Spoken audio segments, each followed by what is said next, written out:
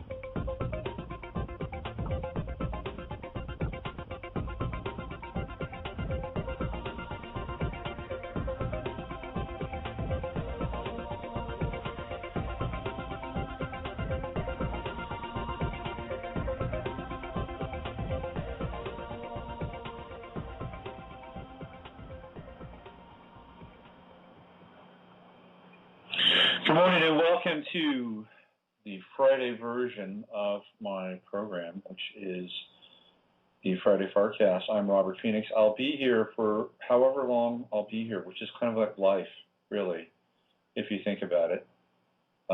We never know when the final chapter is written and the book is closed. And we return to the reality that we once came from, exiting this waking dream. Good morning. How is everyone? Whether you're listening live or on the podcast, how are you? And I mean that. How are you? How are you really today? How are you feeling? Where are you? Those are important questions. How are you and where are you? And some of them are closely linked and related. You know, where a person is not only physical, but it's also metaphysical. Where are you at today? What are you struggling with? What are you longing for in your life? These are all very important questions, and sometimes where they get pushed aside, because let's face it, a lot of the people that listen to this show and what I talk about are into disassembling the consensus reality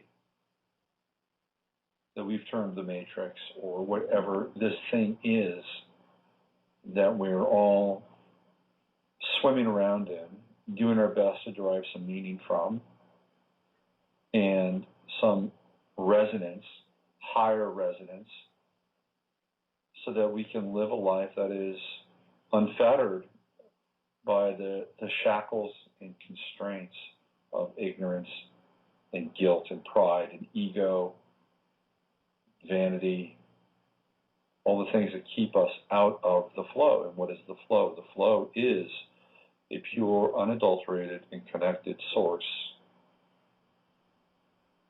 with our source. That's what it is.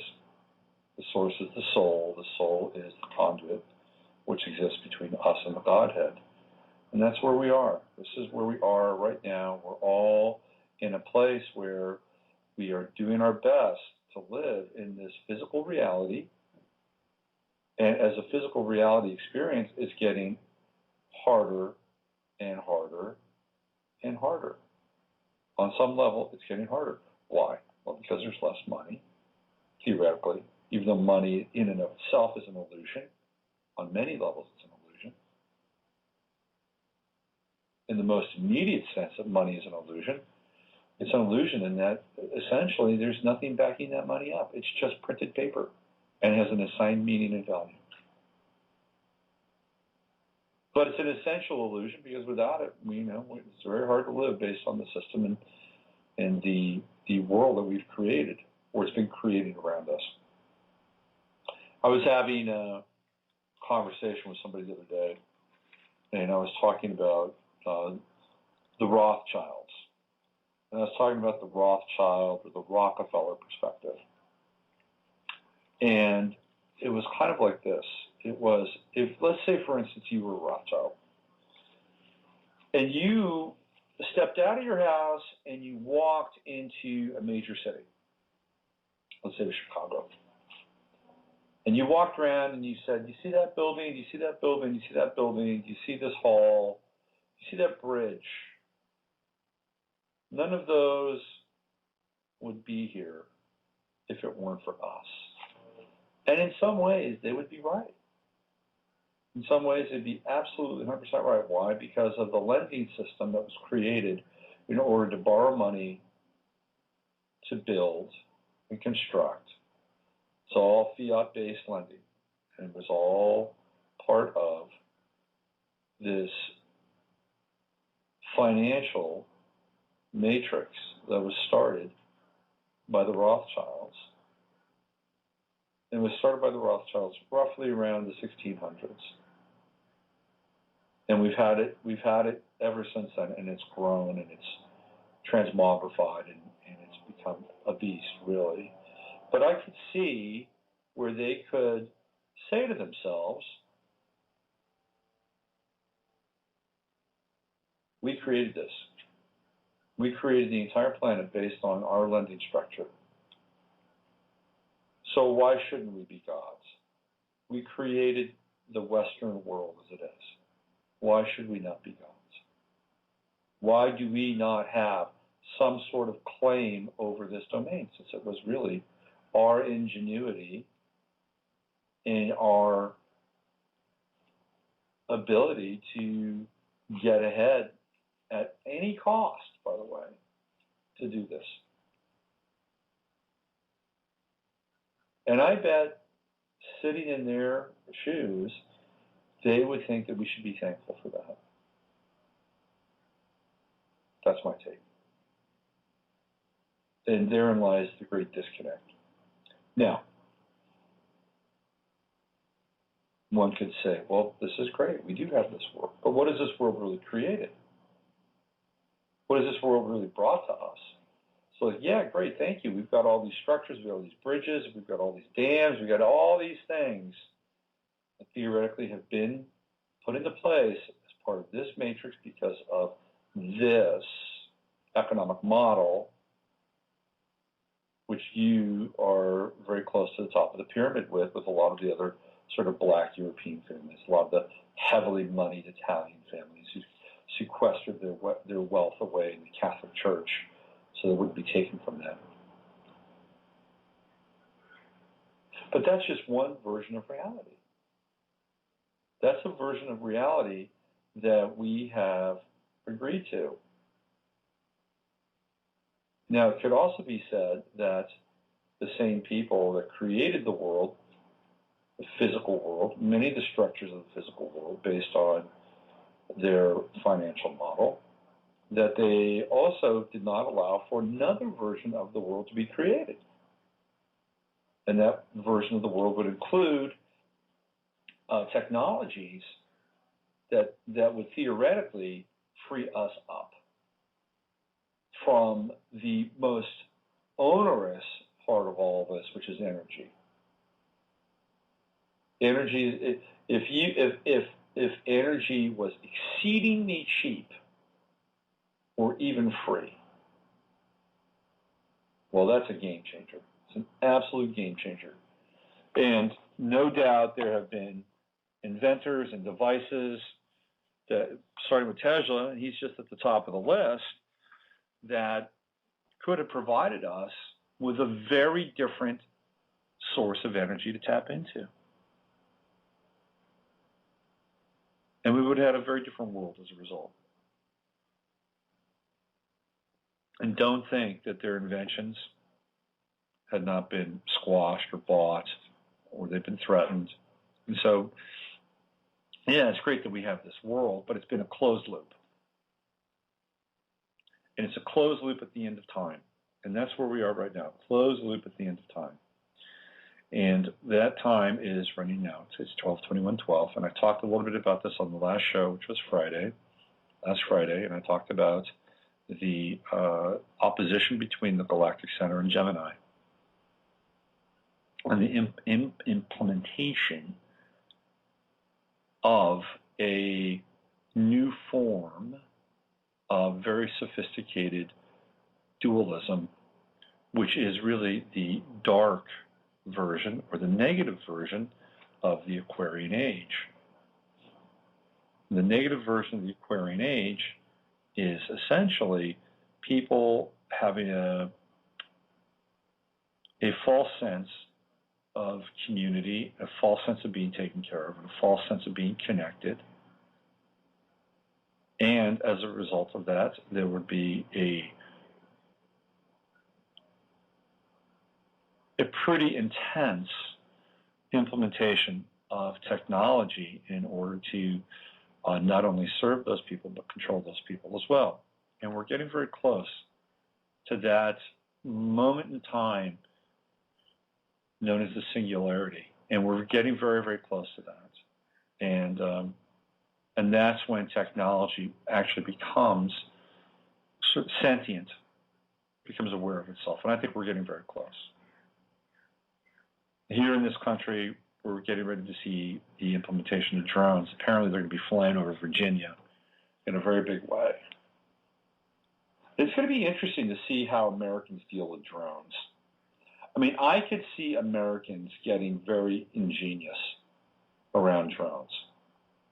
Let me give you an example.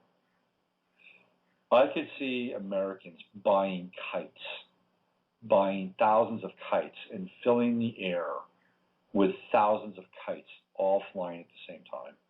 I can see stuff like that happening. You know, I could see some guy in his bedroom, in his garage, coming up with some sort of drone jamming frequency just for the fuck of it. I mean, we're Americans. This is what Americans do. Americans hack the system. We've always hacked the system. We, you know, in spite of all the chemtrails, which are back, by the way, in Northern California, like clockwork, they always come back in August. We get a brief respite from June and July, clear skies, blue skies, wonderful. Deep, deep blue sky, and then in August, they're back. And they were back yesterday. And those suckers were just dripping, hanging. They were dripping like watercolors, like gray watercolors of death in the sky. That's what they were doing yesterday. And I didn't even notice my mood changed. I became edgier. I became more surly, you know, with the return of the chemtrail. Why? Well, because in and of itself, the chemtrail is a symbol. It's a trigger for people that know about chemtrails. So it's like, wow, look at that. They're back again. And it gets you. It's like, fuck. It's like, It's a moment. You know what I mean? And then they're around for a while, and then you're like, okay, all right, they're there. Let me just up my intake of cilantro so I can get some of this crap out. But anyway, they're back. So even though we've got this stuff floating around and doing its very best to turn us into synthetic beings, we still manage to have a will. It's an amazing thing to think about. We still have a will. And where there's a will, obviously, there is a way. And I think really if there's a plan, I think a big part of the plan is the diminution of will, to rob the will of the individual, to steal the will from the individual, to deny the will of the individual. That's what I think is happening here. And it happens in many ways. Demoralization. Demoralization is a huge weapon. You know, there were a lot of people that were very into Ron Paul. I could have called that a mile away. I did call it a mile away. I called it years away. When Ron Paul went down in flames, and he went down in flames, let's be honest, okay? He was denied at every step of the way any kind of real media exposure. Likely, most of those polls were rigged. There's a very good chance that he won a lot more primaries than were allotted to him. I mean, let's get real. I mean, these things happened. They happened. Now, some people think that Ron Paul has controlled opposition. I'm not sure if he is or he isn't.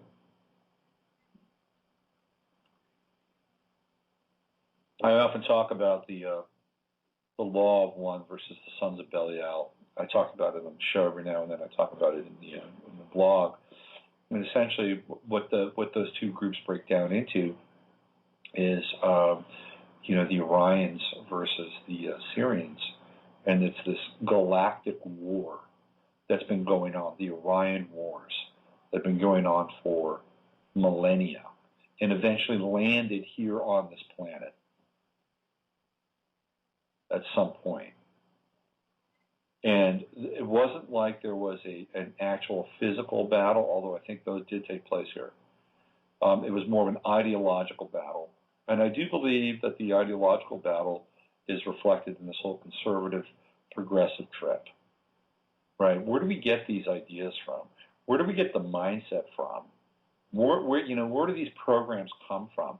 Well, they probably come from some other time, some other galactic intelligence, that there is a planet, likely the Syrians somewhere, who have a quote-unquote more progressive sort of attitude. And then there's the conservative, maybe the Orion perspective, which is more martial, perhaps more militant.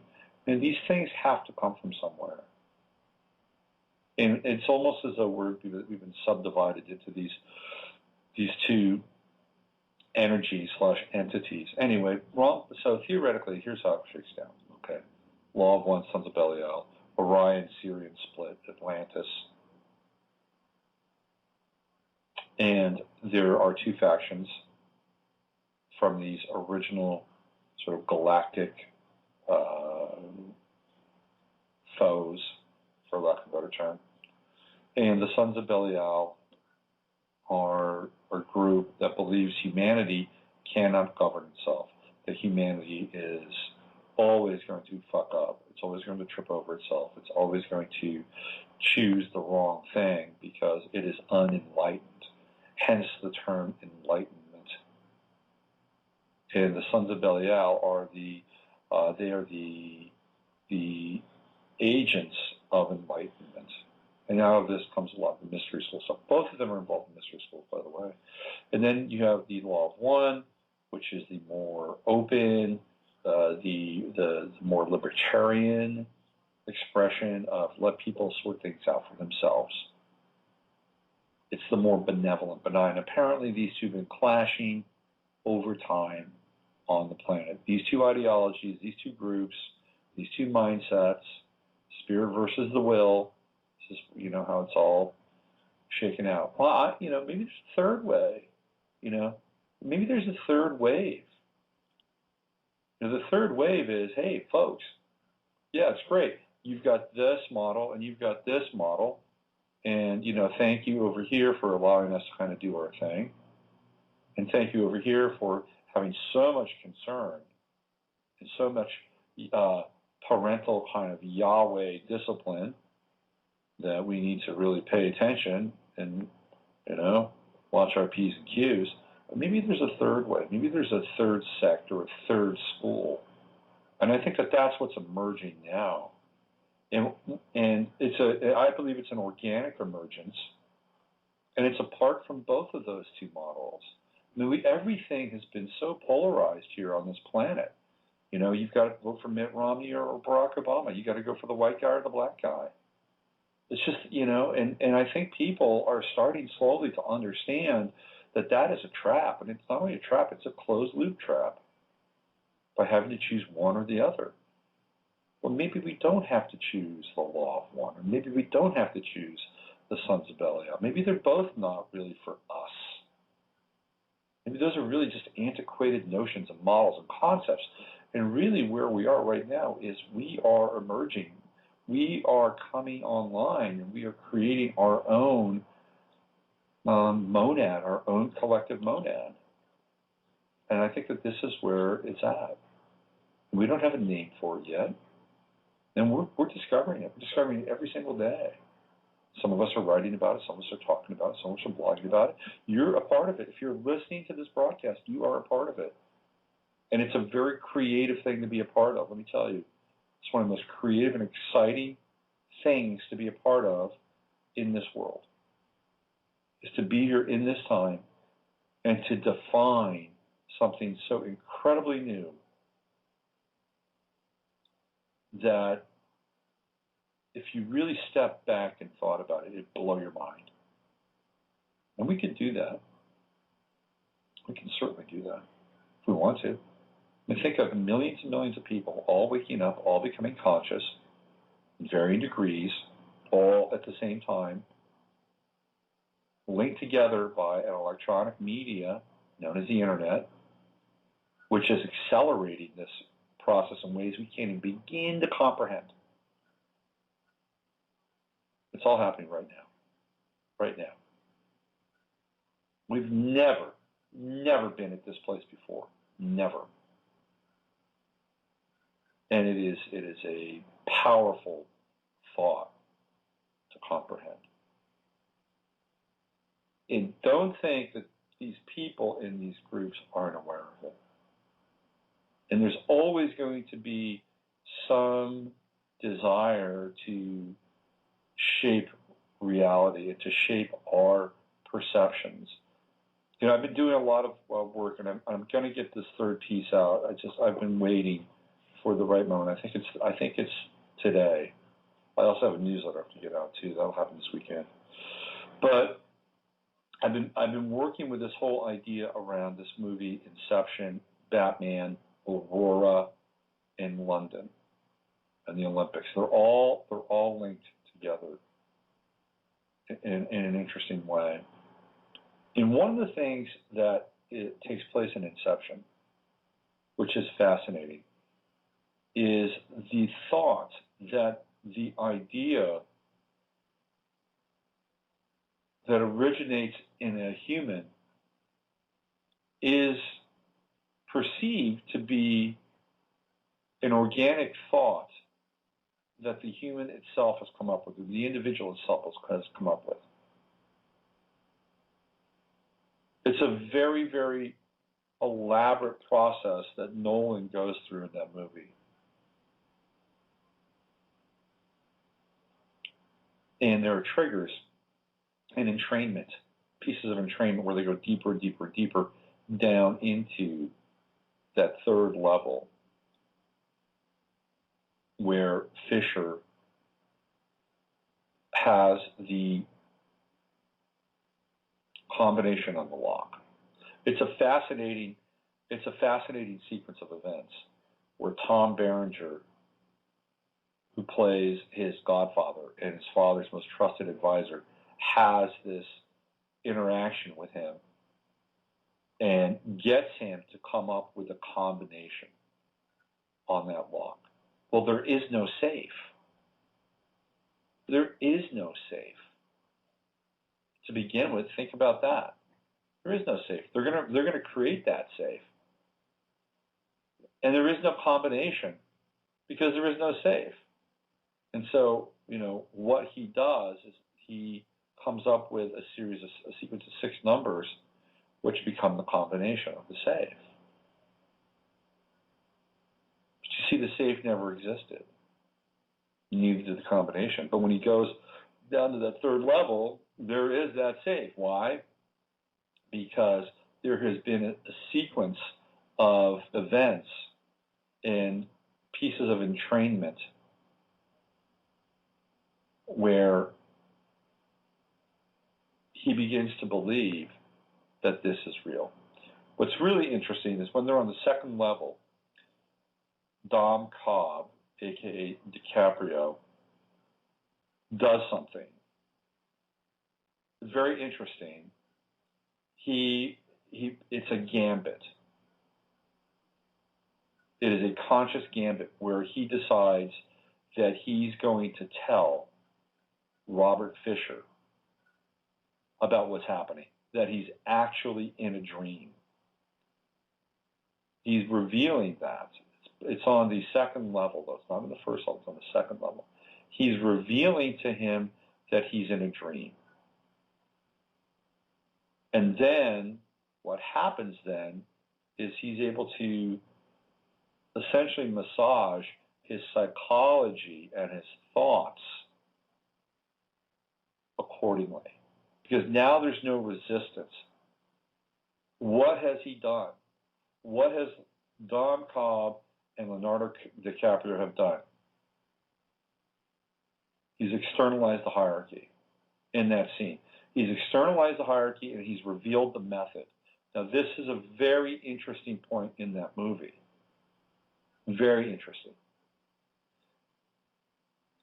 You have to go to another film to get sort of a similar correlation. That film would be Glengarry Glen Ross, and that's with Al Pacino and a bunch of other people. And it's written by David Mamet. It's about salespeople. And there's a scene in that movie where Al Pacino is trying to close a deal with Jonathan, what's his name, from Brazil. I always forget his last name. I always remember Jonathan, though. Jonathan Goldman. It's not Jonathan Goldman. Anyway, what he's doing, it's a rainy night. They're in a bar. They're having some drinks. And he does two things to him in that scene. He, number one, talks about women. And he basically talks about how women steal power from men, or how men allow the woman to steal the power. And he doesn't even try and sell him anything. All he's trying to do is get into his head and find that one thing that he can ultimately wrap his head and heart around and begin to embrace the idea of spending their life savings buying a piece of shit property somewhere. And what he does is he appeals to his vanity as a man, and he works on him, and he works on him, and he works on him, and he basically implants the idea that by signing off on the deal and doing it without his wife's consent or even a communication, that in some ways he could reclaim the power in his marriage, that he could be the man. And then what he does, which is very interesting, is he does an open close. And in a lot of ways, this is related, so I'm telling you about this, a lot of ways this is related to the revelation of the method, because he essentially says, hey, I'm closing you right now. I'm telling you everything. I'm being transparent. And it's a risk, right? Because it's really a false sense of transparency. Because he's not being entirely transparent, because he knows that by being transparent, he's manipulating him into an outcome that he wants, which is him to sign that paper and write a check so that he can get his commission. Same thing happens really in Inception. It's the same thing. He tells Robert Fisher exactly what he's doing. He's being theoretically transparent when he's not. But it's an interesting part of the movie. It's a risk. And the risk is that by potentially revealing what's taking place, now the person where the revelation has occurred can relax into the moment and then be taken along because they've given consent. They have given consent to be in the moment, to be in the experience. There's no resistance. There's no separation. They've now consented. And at that point, at that moment of consent, then the ideas can begin to be implanted. It's an important part of the movie. And I think in a lot of ways it speaks to where we are now collectively, right? What are we all doing? What am I doing? What have I been doing for the past 4 years of my website? I've been going through and surgically done my best to see what's happening. right? And to find correlations, mostly through astrology, a lot of it through symbolism, and to try to find kind of a hyperdimensional narrative to what's taking place. And what happens? I become a participant in it. I do. I validate it. You validate it. And here we are.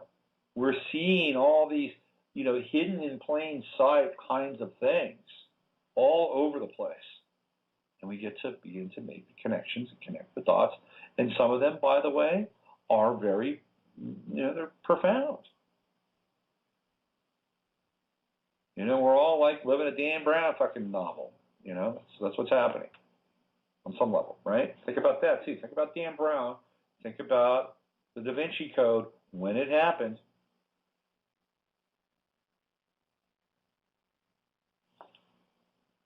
It was the trigger for a lot of this to take place. And I've been doing this for years, even before Da Vinci Code, but it really became quite popular. And this whole thing with Aurora, fascinating. This whole thing with Aurora, I have not seen more posts about the Batman code and the this and the that, the D, the da, the da. I mean, literally everybody now is onto this shit. I'm not kidding you. Everybody is onto it. It's fascinating. Everybody's onto it. Well, what does that mean if everybody's onto it? Well, it means that a lot of people are being indoctrinated into a system, number one. And number two, the people that are doing the indoctrinating, they're going to have to change the game a little bit if they want to continue to mystify and entrain the masses in terms of their hypnotic regression, really. So it's an interesting game we're involved in now. Very interesting. But we have to ask ourselves always, at what point are the ideas that we have, we really think that our own aren't really our own at all. It's a very interesting topic to ruminate. And I think it behooves all of us, myself included, to look at this. Is this really my idea? Or did somebody really convince me that this was my idea? Am I so utterly convinced that this was my idea? But it's really not. And that's an interesting thing to think about. Very interesting.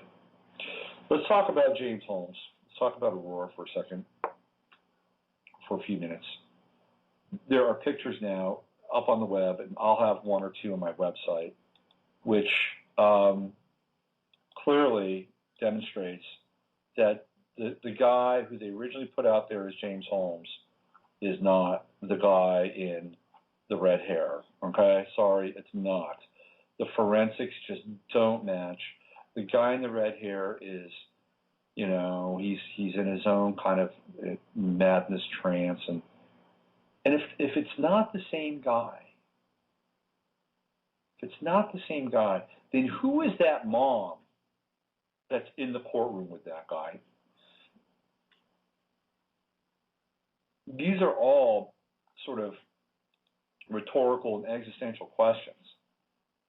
But it's important to figure out, who is that woman? If that's not him, because a mother will know their child. I don't care what happens to that kid. That kid's blood is in that mother. And that mother will know. And there she is, dutifully sitting by this character in the red hair, whoever that person is. I'll tell you, that is not James Holmes. Sorry, it's not. So now the question is why? Why? Why did this happen? Why did it happen? And who is that guy? Well, apparently, from what I have been able to gather together, I'm sure many of you already know, that his father was a very bright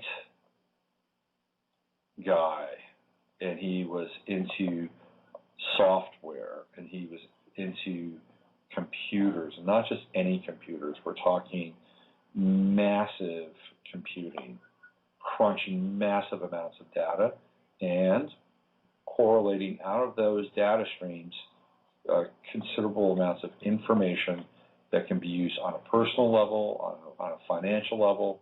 There are rumors that he worked for a company that had a very close association with DARPA.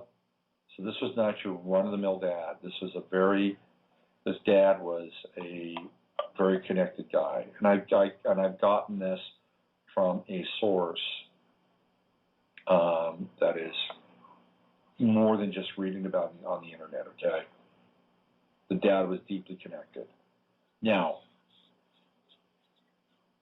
some of you may have been following the Libor scandal, which has been taking place in England, although, by the way, they have just put a complete and utter media lock on that. But part of what happened with the Libor scandal was that there was a massive amount of money that got taken out of English banks. And it was a big piece of financial fraud. But in order to do that, they had to have the right software to do it. They had to have all the technology in place in order to suck huge amounts of cash out of there. Well, there are people that are connecting the dots between Mr. Holmes, the software, Libor, and what happened. That's one potential aspect to what's taken place here. That it wasn't necessarily about James Holmes, although we'll return to him. It was about the father. Now you ask yourself, why didn't they just kill the father? Well, that's a good question. It's a really good question. You know, and I had that question too in Inception. You know, why didn't the Japanese guy, played by Ken Watanabe, if he knew that Robert Fisher was going to rule the world once his father passed, why didn't he just kill him? Wouldn't it just make more sense? Well, I guess you couldn't make a movie out of that, but so there's something else going on here. Something else going on in the movie, or something else going on in this whole other thing. That maybe something that some timeline, some piece of the timeline needed to remain intact, but altered. You understand what I'm saying? Now, according to what I've read about James Holmes, he was a genius. He's a flat-out genius. And not only was he a genius, but he was a genius in neurosciences. And he had been working, apparently, on the temporal lobe. It was a big part of his research. And this is what I've stumbled across, and I need to flesh this out a little more. But apparently, he had stumbled on the ability of the temporal lobe. There was some mechanism, something he found in the temporal lobe that related to time travel. And he was working on this. This is what I've been able to gather. That he was working, it was something called temporal distortion. Now, you have to follow me here a little bit. If you go back and you read the last words of Ben Rich, who was the head of Lockheed Skunk Works. This is a guy who was the head of the best and the brightest metallurgists, engineers, software developers, 3D renderers, you name it. He had the best of the best at his disposal. And he had literally an unlimited budget to get these guys to back engineer alien technology and then implement it into stealth technology. And the B-1 bomber and a lot of the stuff that we see on a military level came out of Lockheed Skunk Works. But that was really for public consumption. So one of the things he said, a couple of things he said in his deathbed was, yeah, we've been to the stars. Not only can we go to the stars, we're there now. That's what he said. We're there now. Which means that there is a colonization taking place in other worlds. I have no doubt about that. I believe that Mars has been colonized now for 25, 30, maybe even 40 years. And that other deeper space colonization is taking place. Titan, one of Saturn's moons, all of a sudden, and just recently too, by the way, looks a hell of a lot like Earth. So something is going on, and Ben Rich alluded to that something. And then he said, oh, yeah, we've got free energy. We have it. Not going to give it to you. Take an act of God to shake it loose. We got that. We figured that one out too. And then he said that he saw, this is where the travel, the star travel came into play. And he said, yeah, we solved the Einstein time-space equation. And then he alluded that it was all in the mind. That it was all in the mind. That the mind could theoretically be outside of time and space. For instance, if you could think it, right? If you could think it, then it could happen. That you could theoretically be there. And I don't have all the hard facts here, but I am assuming, using my detective skills, that James Holmes was onto this. That James Holmes had figured out something around this temporal distortion and the temporal lobe and the solving of the time-space equation. And there are people that believe that he was taken out as part of this hacking the timeline, so to speak. That in some ways he was a key figure. So now we have two separate threads going on, right? There's the James Holmes, young neuroscientist, really stumbling upon and solving this whole concept of time and space, and potentially even time travel. And then you have the father piece with the DARPA connection, the software, Lee Bohr. There's a whole nother thread. Then there's the other thread, which is more pressing, which is the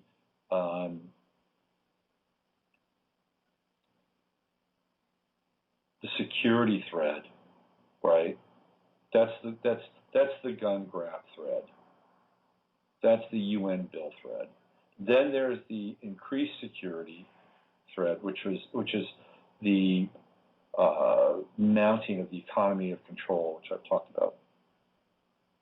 So now you've got four things going on, four separate things, four levels. And what are we talking about with Inception? Levels. And those are just four. Okay, those are just four. Then there is sort of the kind of the hyperdimensional metaphysical level, with all the symbolism, right? The Century 16 theater. What is century? Century's 100. What is 16 or 116? If you turn it over and around, it becomes 9/11. So you've got there's all the X's in the marquee of the movie theater. Where are we? We're triple X London. Then it gets into the whole the Batman thing, and Christopher Nolan, and there's all these layers, which in some ways become these kind of resonant morphogenetic fields unto themselves. And now we're talking about, portal energy and invocation, leading all the way up to the opening ceremonies of the Olympics. And then there's more. So now we're 4, 5, 6 layers deep into this thing.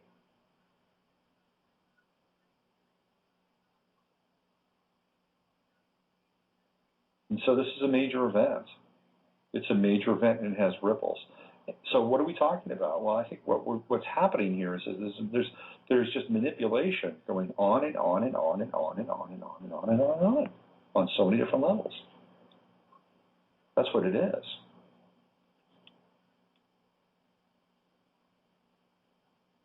And at the end of it, we're asking ourselves, what's real? Is James Holmes real? Is this, is any of this real? And that's a really important question to ask. And if it isn't real, then what is? Am I real? Am I real to you right now? Maybe you created me.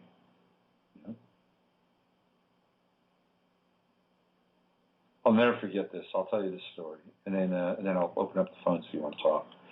I was in Spokane, Washington. And this was in the winter of 1990. 1990. It was getting ready to be 1991, by the way. So it was December of 1990. I, at the time, was living in Olympia, Washington. Olympia, of course, connected to the Olympics, the realm of the gods. I was living there, and it was a pretty cool time in my life. I was waiting on tables, and I actually liked it. It was okay. I made okay money, and I didn't have to worry about my job. I was going through major awakening at that time. Major awakening. It was like 1990 for me was my big wake-up moment in a lot of ways. Huge. I had a whole song cycle of pieces that I was working on. I was reading Robert Anton Wilson, and I was getting into the whole sort of the Illuminati trip, right? And I was coming up with songs like E.T.'s in the CIA, punk rock song, stuff like that. Anyway, so I've gone through this awakening, and on this Christmas, I decided to travel I was going to go to Montana. It's me and my dog. And I wound up in Spokane, Washington on just Christmas Eve day, to be honest with you. I didn't have any relatives up there or anything. And I find this bed and breakfast, and I check into this bed and breakfast, and it was fascinating. It's a house, and it's not a fancy bed and breakfast. It was a big house, though. It was comfortable, warm. I had a good breakfast in the morning. I was actually invited to eat Christmas dinner with these people, which was very nice. It's me and my dog. It was very cold at that time. We were going through Walla Walla. It was 4 degrees. Freeze my butt off. And so Christmas Day rolls around. And I'm outside, and there's this woman with a video camera, and she's trying to figure it out. So, I decided to help her, snow on the ground and everything. Decided to help her. Hey, let me help you out with that. She's like, oh, thank you. Would you like to come over to our house tonight for a Christmas drink? And I said, sure. Why not? I've got nothing else going on. So I go to her place that night. She knocks on the door. She answers it, and she's got this kind of funny look in her eyes. I go, okay, well, this is going to be interesting. And I walk in, and there's her husband sitting at the kitchen table and just getting hammered. Really hammered. He's drinking Canadian Club whiskey. And he, was pretty disheveled. And he looks at me, and the first thing he says to me, he says, who are you? And I tell him my name, and he said, I created you. I'm like, what? I created you. You just showed up. I created you out of my mind. I'm like, well, this is going to be interesting. And I sat down, and he would tell me this off and on for the next, 20 minutes or so. And at one point, I said, you know what? Well, guess what? I created you. And he looked at me and goes, yeah, you did, didn't you? I have to think about that. And I'm just thinking to myself, what did I get myself into? And he did this thing. He'd pour a big glass of Canadian Club, and he'd take a drink. And then he would get up and he would go over to the refrigerator, and he'd open the refrigerator. In the refrigerator was a big bottle of 7-Up. And then his wife had taken a piece of paper and drawn a skull and crossbones on this piece of paper and taped it to the bottle of the 7-Up. And she was, she's very proud of that. She shared with me that she had done that. So then he would go over to the 7-Up and unscrew the cap after he took a shot of his Canadian Club, and he would take a swig of the 7-Up as a chaser, put the cap back on it, and close the door of the refrigerator. And this must have happened half a dozen times over the course of time that I was there that night. And I tell you, I was there just to hang out and be a part of this very strange experience. But I thought it was interesting that here is this man who he was older than me, much older, drunk, but in this weird moment of drunken clarity, he stumbled upon this kind of essential piece that he had created me in that moment. In a way he did. The question is why? That's the question. All right, it is 10:52 here in not-so-sunny California. Gray day, overcast. And I'll open the phones if you want. If you want to call in, you want to chime in, you want to say hi, you want to bring your own POV to the moment here, you can do that. If you were on the Wednesday show and you didn't get a chance to get a reading, I can even do a reading for you. We're flexible. We're versatile. We're the explorer race. We're humans. Take us anywhere in the galaxy, and we'll figure it out. Give us a Swiss Army knife, some coffee, and a few candy bars, and drop us on a forbidden landscape somewhere. We'll figure it out. That's our role.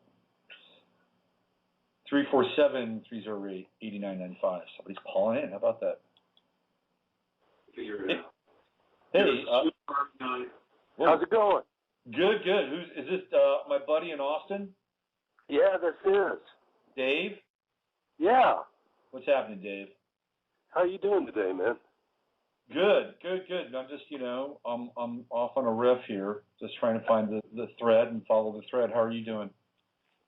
I'm doing well, and you're off on a riff, but the funny thing is, what you're talking about, I heard 3 other people talking about today. And one of the big things was that we have 3 timelines going on here. Yeah. And it's time for us to choose which one we want to be in. Yeah, I agree. And we either have to choose or they've got to sync and lock. It's kind of like one of those things where you're doing a multi-track recording. At some point, all those tracks have to come together and be like one kind of locked track.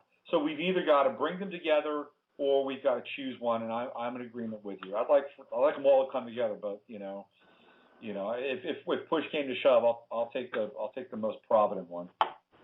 Well, the only thing that I don't, I was about to say the only thing I don't understand, but that's crazy. The thing that kind of baffles me on this is, we got 3 timelines going. We have 3 choices. So when we make the choice and separate from the other 2 timelines, what baffles me is my child going to be in one of those timelines? Are these timelines void of these other entities, or do these other entities we bring them into this timeline and never know the difference, other than it's peaceful and we're on to some beautiful scenarios coming up here if we can hold the vibration. Yeah, I agree. Philip K. Dick talks about this, and I play that piece at the beginning of my show so that I can, have kind of an audio, correlative about, what we're talking about right now. And, he had that moment where the girl came to his door to bring him his drugs from the pharmacy, and she had one of those Christian fishes hanging around her neck, and he got flooded with this pink light, and he saw everything in that moment. And one of the things that he saw was the manipulation of the timeline. He was very clear about that, and that became really kind of a big piece in his work. So, here's what I think is interesting, and I'll throw this to you, is that let's say we are having these three separate timelines, okay? Are the people that are already part of, say, the benevolent or the whole timeline, are they aware of it, and are they attempting to contact us and work with us through this timeline, while we have the other people who want to really dominate this timeline? They're doing their own kind of hyperdimensional magic. How aware are we of all of this from our perspective, from their perspective, from their? Do you know what I'm saying? It gets really interesting when you think about it from those points of view. Well, I think the word universe means something that we're about ready to find out.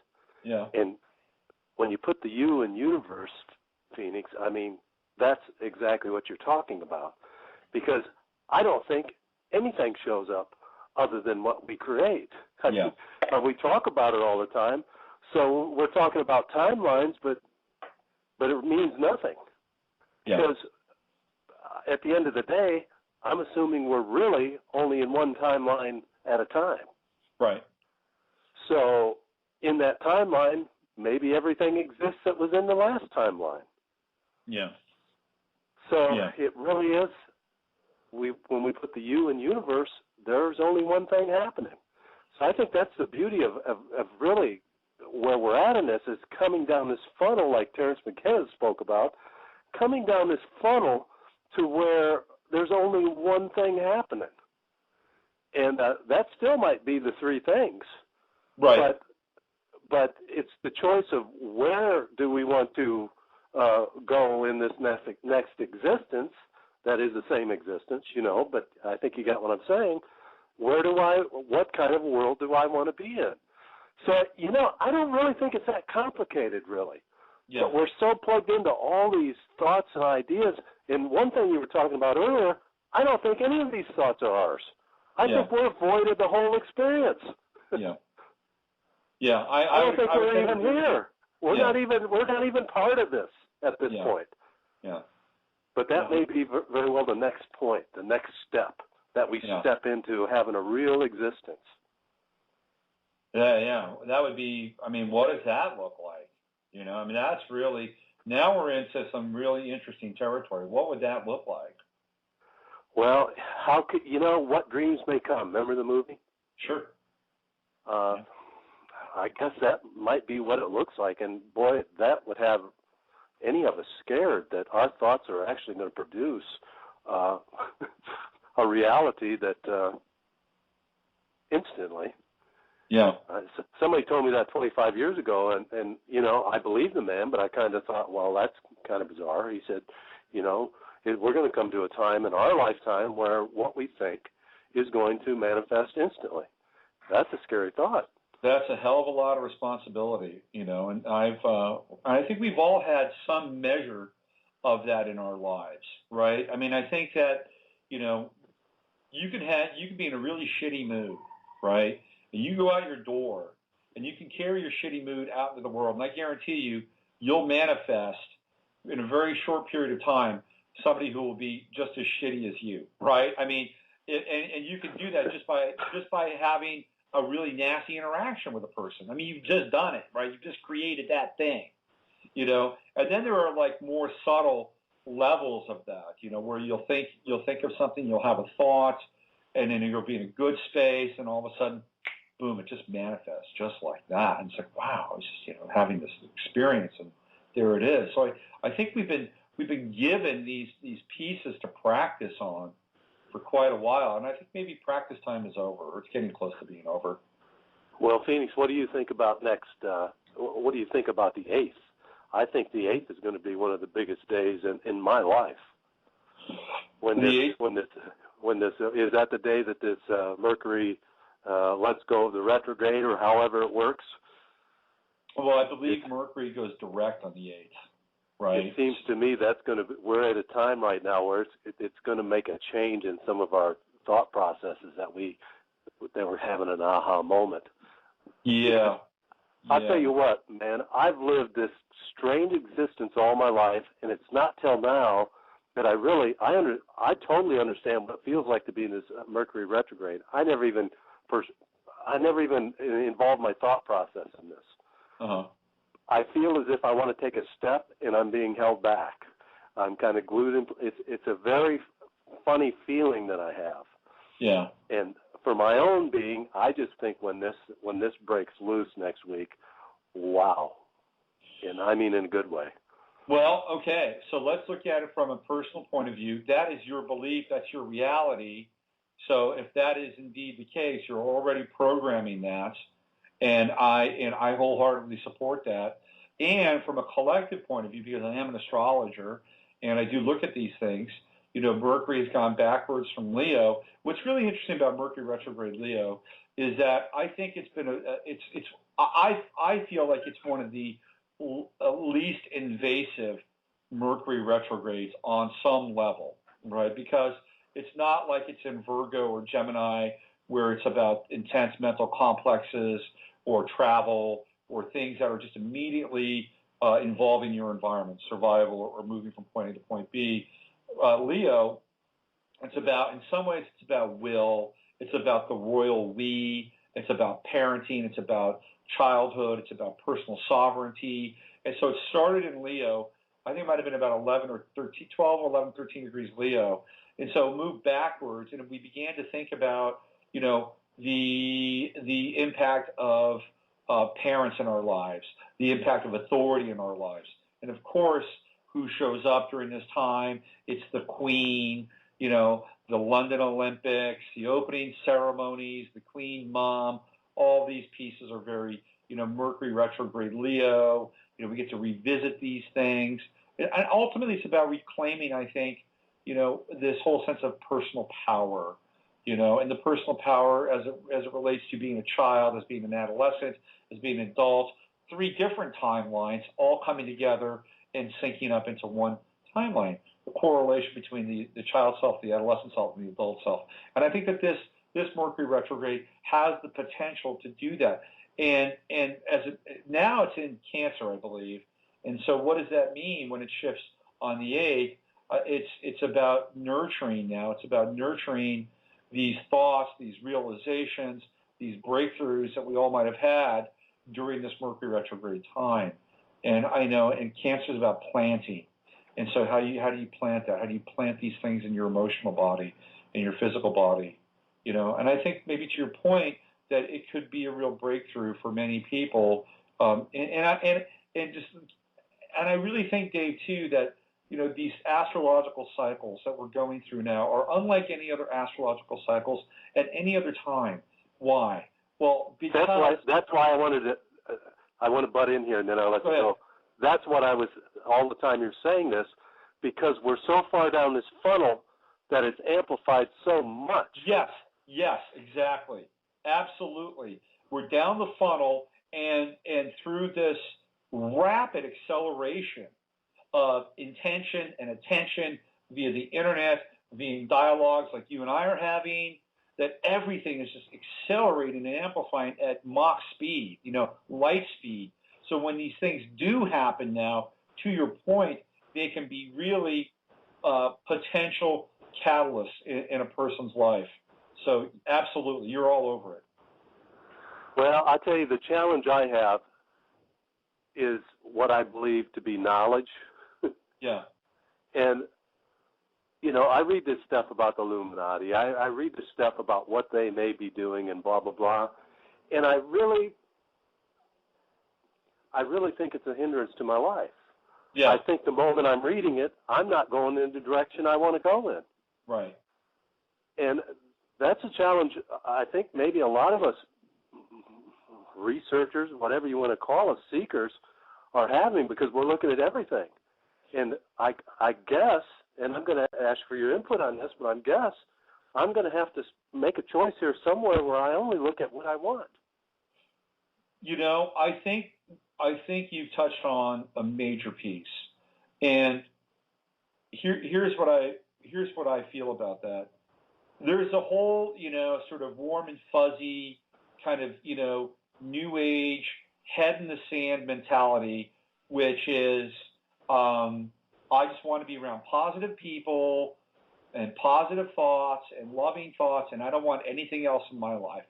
You know, and on some level, it's real Pollyanna.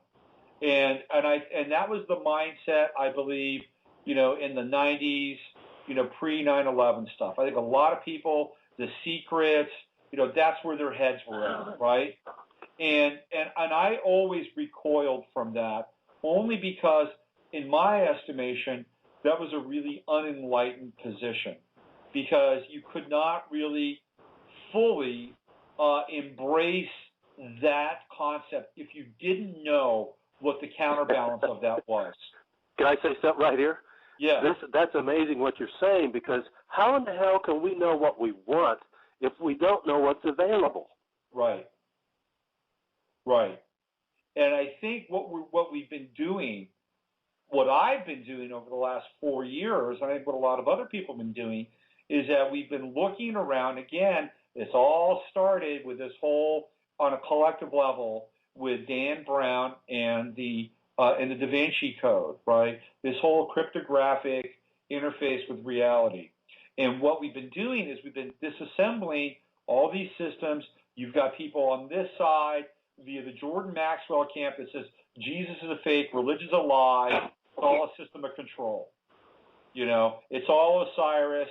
You know, it's all these, you know, all these gods that are really just the sun. You know, and that's one level of reality. You've got all this disassembling that's been taking place really since 9/11, over the last 12 years, right? And you know, Blavatsky talks about the externalization of the hierarchy, and what we're doing is we're indulging, but we're using all these tools, which are their tools, you know, which are their symbols, which are their points of connection, their dots. We're using all this stuff to understand what's taking place theoretically, you know, on this plane of existence. And at the same time, you know, we're playing with their toys in order to do this. You know, so I think what's happening now, I know it's happening with me, sounds like it's happening to you. It's like, okay, what do? We know this stuff. We know what's going on, and there are layers and layers and layers and layers of it. And now we're at a point where we don't want to necessarily empower that model anymore. We don't want to do that. What do we want to do? We want to create something new. We want to create something different. And yet we're plugged into this dominant paradigm, which has become the externalization of the hierarchy. It's everywhere. But wait a second right there. Yeah. How are we plugged into it? Well, we're plugged into it through, you walk out your door. You walk out your door, you look around, you see all these symbols which are implanted. Anytime now. Well, hang on a second. What if I live in the country? Well, that's different. That's different. That's a whole. If you live in the country, then what you're doing is you're defining your reality in a very different way. And I don't think there's anything wrong with living in the country. And if that's what you choose to do, and you choose to. The point I'm getting at here is because it's a perception issue. Yes, it is a perception issue. It is a perception issue. And once you go down the path, though, Dave, once you realize, like for instance, here in California, I go across a bridge, and there's a fast track symbol, like, you know, that starts right about 500 feet before the bridge.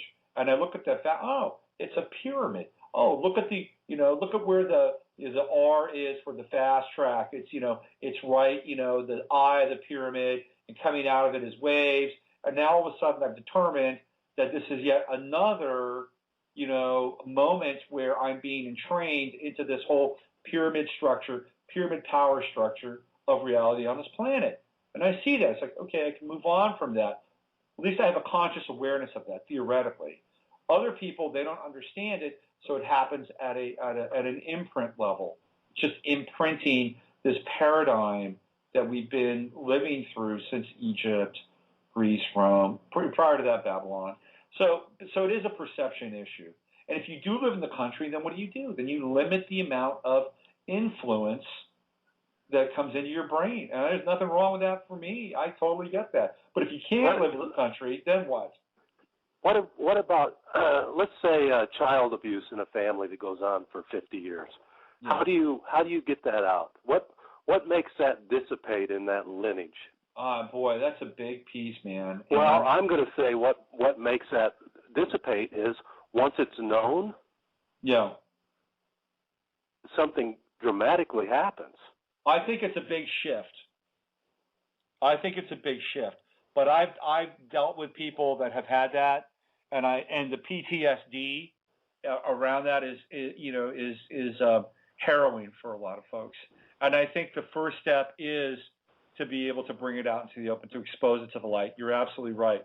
And then after that, I think it's all about love. I think. So that's what I'm saying is, I think the whole thing's like that. Yeah, I agree with you. I don't think we're trapped. I don't think we can be programmed once we decide that we're not going to be programmed. I agree. I totally agree. And I think what we've been doing for the last, because I think a lot of this is all post 9/11 stuff, really. And I think that what a lot of us have been doing is we've been trying to figure out what the programs are. And I think that once we understand that we can't be programmed, that we can, choose something very different, then I think things get very interesting. And you're all over it. Let me share that with you. What happened to me today was that I had a discussion with my friend, and I was telling him this because I've told other people, but for the last 5 or 6 years, it's very obvious to me that every thought I have, especially the ones that lead me to feeling uncomfortable, mm-hmm. is a program. Yeah. It's like, where the hell is this? I didn't even have a life like this. Yeah. It seems as if we're regurgitating these programs at this. I am anyway. Yeah. And it's very obvious to me. It has nothing. And what's kept me stuck for so many years is I thought that these programs coming up had something to do with me. Yeah. Yeah, I know. I know. So I kept in that energy of it. But now, hell, it's not my program. Yeah. I agree. And, I agree. Man, we're getting defragged here, aren't we? Yeah, and so, and then what happens if people have to let go of their programs? That's a real panic button for a lot of people. That's when the system will crash, right? For some people. Gosh, I don't even know. For me, it's been I must be like a Carl Jung reincarnation type, because for me, it's just so interesting to realize that the stuff I carry around in thought has nothing to do with me. Yeah. All of it. Yeah. There is no me. I haven't I haven't uncovered a piece of me. Yeah. Well, here's what I think. Here's where I think the you does exist. Okay. I think the you exists in love. That's what I think.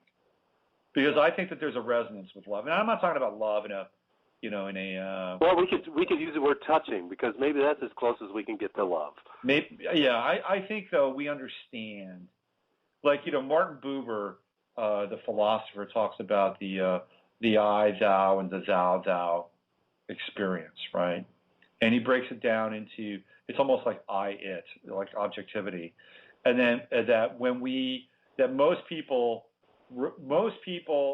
are in I, meaning there's me, me, and then there's you, right? Then there's Dave over there in Austin, Texas. So it's a couple of I's right now, jamming. Then there's the next level, which would be I, thou, which would be there's me, and then there is a deity, and the deity does exist, and the deity could exist in Dave, in Austin, right? But it's still coming from the I part of me and relating to that. And then there's the thou, which is that there is the God that is within me, the God that is within you, and then now we're communing together in that place. And I think that ultimately, and this is just my speculation, that's where it's at, right? That we get to that point where that we are everything, we are the thou, and we are the I simultaneously, and it's all encapsulated. And the difference is, and here's the big difference, right? So if we go back into, let's say, the dream, the beginning of the dream, and we came out of this place of preternatural wholeness, that there was no distinction, there was no separation, that everything was one, right? And that we theoretically fell, whatever that fall was, and then we fell into the dream of separation.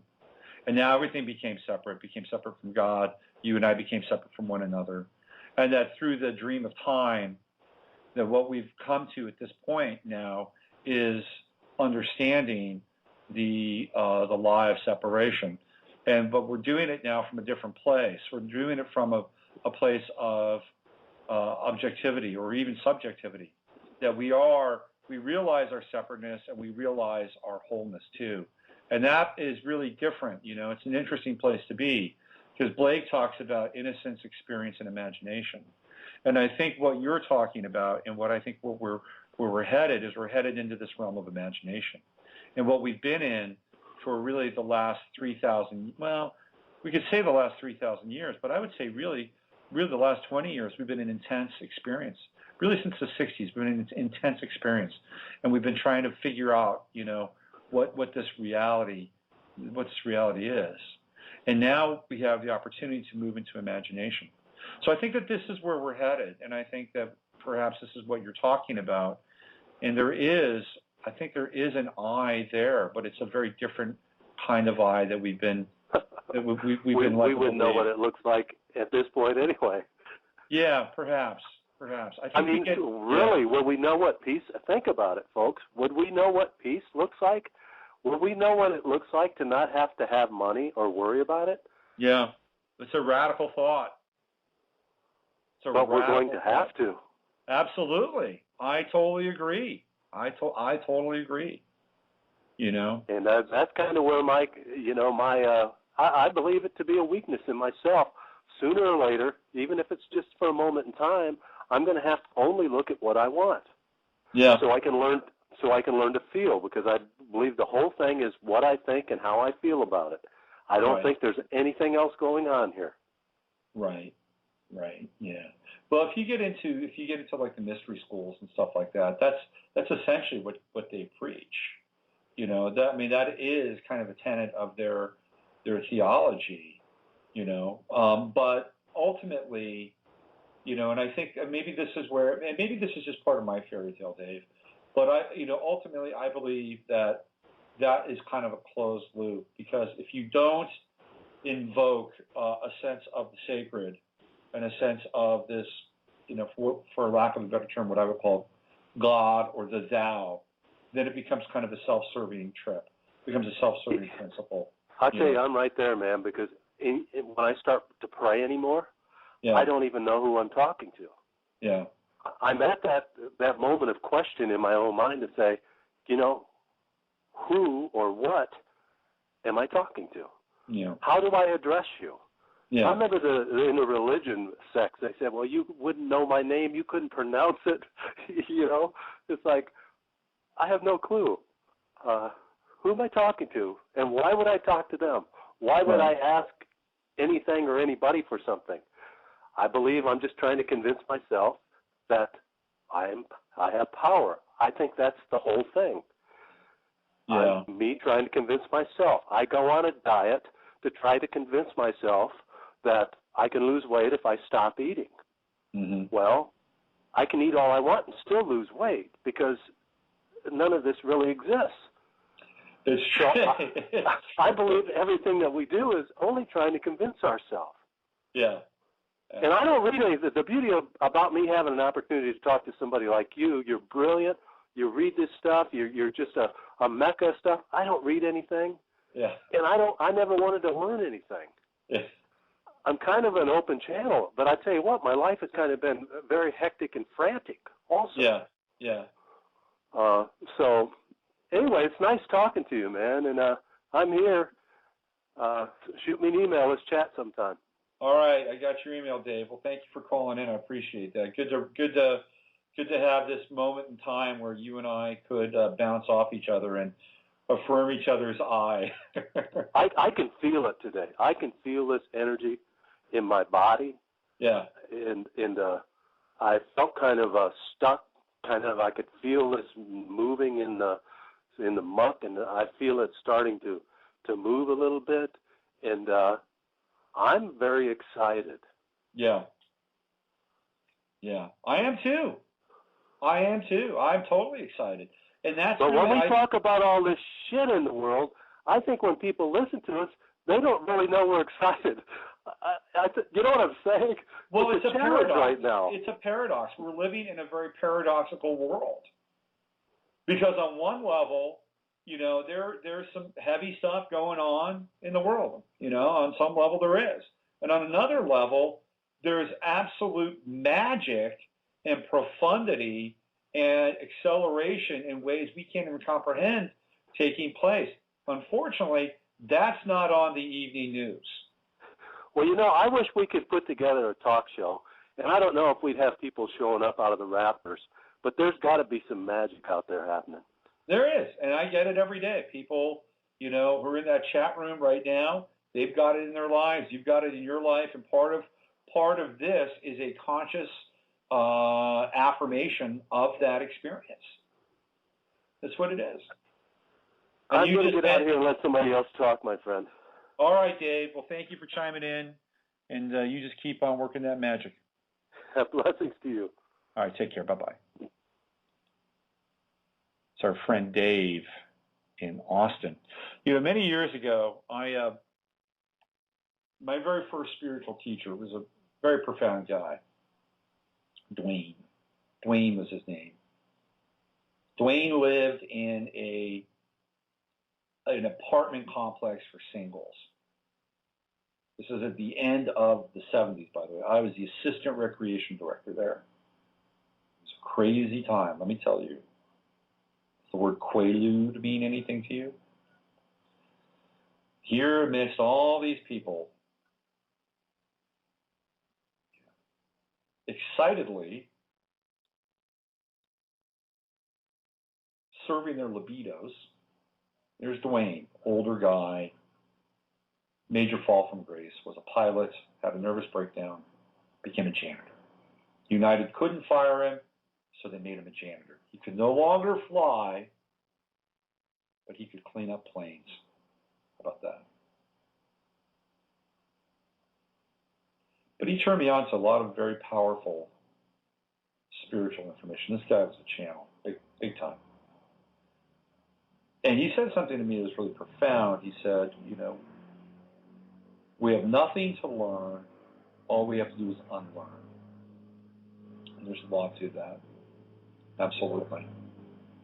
But I think maybe Dave was speaking to that. Okay, it was just 11:22. It's 11:23 right now, and if you want to chime in and talk and give your own perspective, your own perception of reality, what's happening on the planet, how we navigate through this, dark, magical maze, this labyrinth that we're in, and do it in a way that is meaningful, and then begin to define life and the universe on our own terms. How do we do that?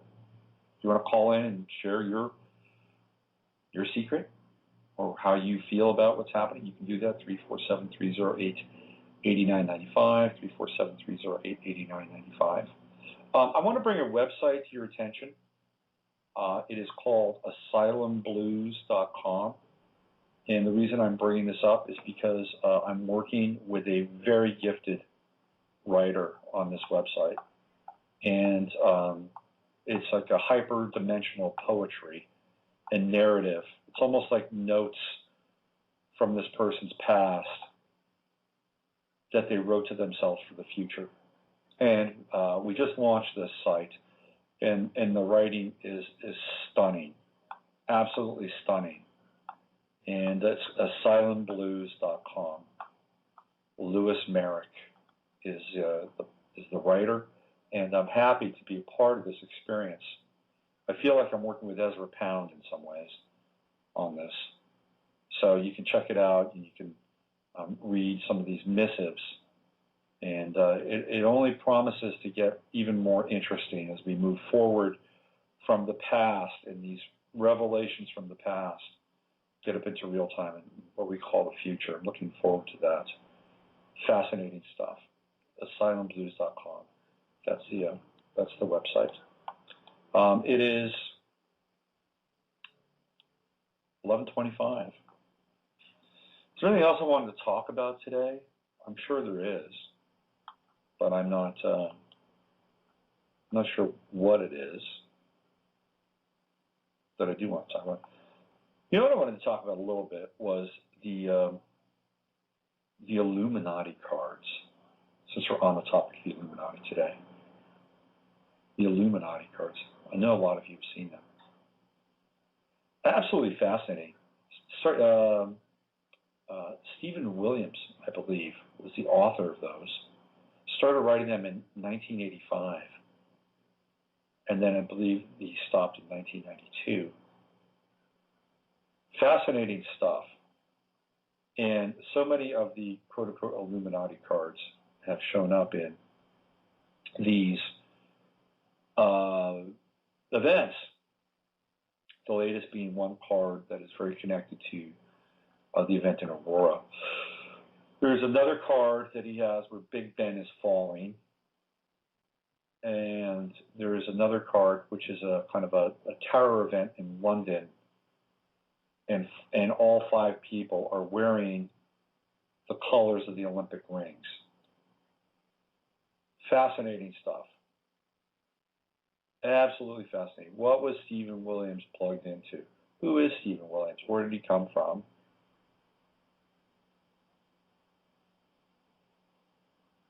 Stephen Williams from the future. Is that how he's able to create these cards? I'm going to have a guest on next week. I'm going to have 2 guests on next week, next Friday. One of them is Darren Williams. I just recently connected with him. Very, very bright guy, bright young guy. He's from Liverpool. And he's got some very interesting ideas. He does a lot of what I do, and he uses film as well. And one of the things we're going to be talking about is this whole timeline concept and the hacking of the timeline. We're going to get into that. We're going to get into these quote-unquote gods, who show up in various parts of the world, in various places in history. His theory is that they're theoretically Nazis who use the timeline to create a white Aryan version of Earth. It's a fascinating concept, to be honest with you. And we're going to get into that next week on Friday.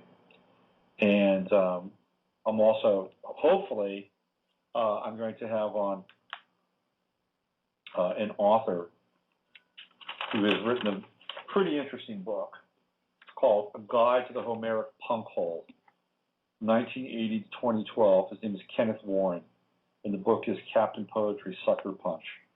And it is dense. It is over close to 500 pages of hyper-poetic personal narrative. Really good stuff. Really good stuff. He actually talks about my buddy Richard Grossinger in this book, and he has clips from different writers and pieces of their own narrative. Gregory Corso, Charles Olson. He talks about the residents.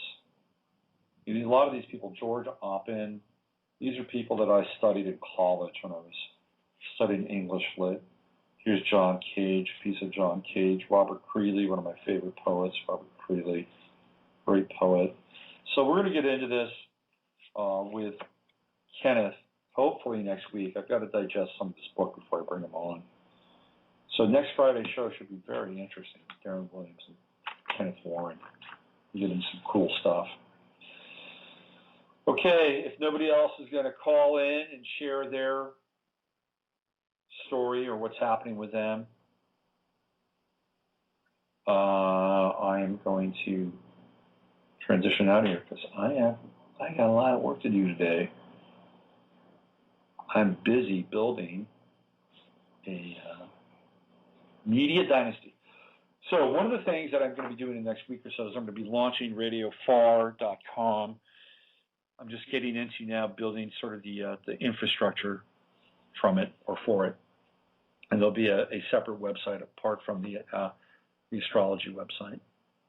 And you'll be able to see that. And I'll have that also on Facebook as well.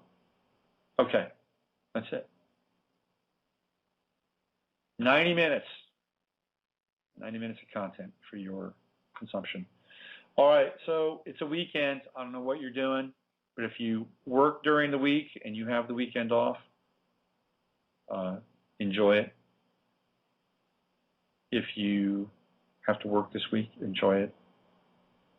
Be conscious of it to the best of your ability. And love the ones you're with. Use your head to discern what's real, your heart to say what's possible. I'm going to play a piece of music. I'm going to hang out in the chat room for a little bit. I'm going to play a little Ari Oakland. And what do I want to hear? Do I want to hear Wasteland? Let's see. 5 minutes, 40 seconds. This is my my buddy Ari Oakland, and this is Wasteland. I'll see you guys on Monday.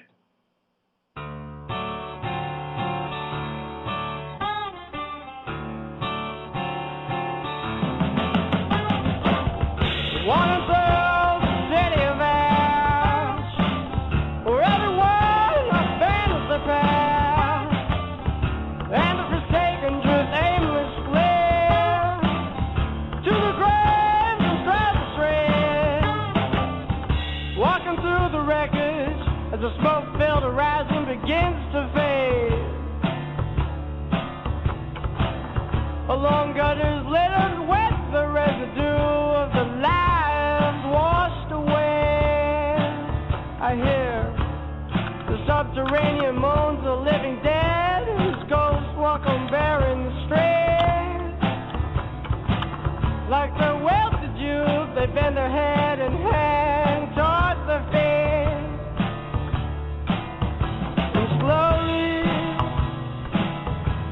Trudge along, and I wander through the wasteland, and I've seen all those precious lives torn down, and I was torn down with my pride.